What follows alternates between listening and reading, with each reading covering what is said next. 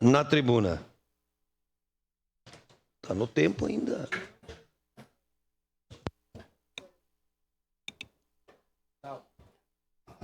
Bom dia a todos.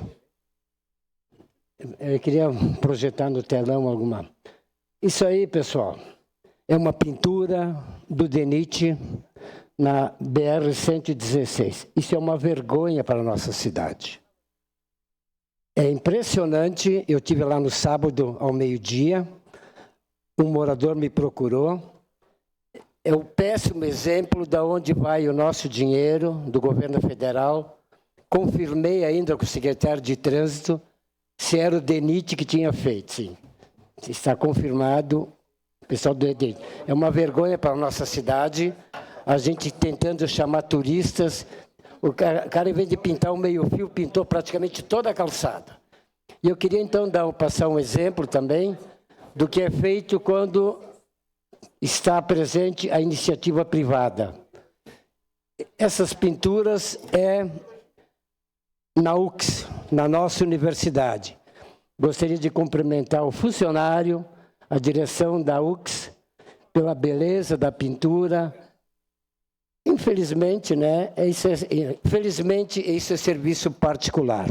Então, assim, ó, o carinho que tem pela pintura no prédio, em todo o campus da nossa universidade.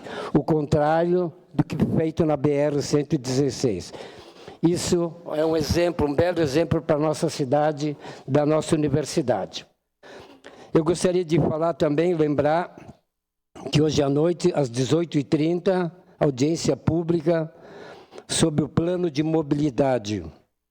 Estará presente o secretário Alfonso, o pessoal da Orbitec e toda a comunidade. E gostaria também de comunicar o vereador Bressan, que a comissão da SEDUT está à disposição. Uma parte, vereador. Pois não?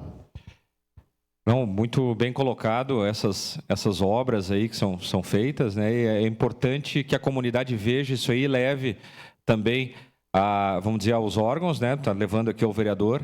E aproveitar já para convidar a comunidade que amanhã terá o Fala Caxias lá na região de Vila Oliva.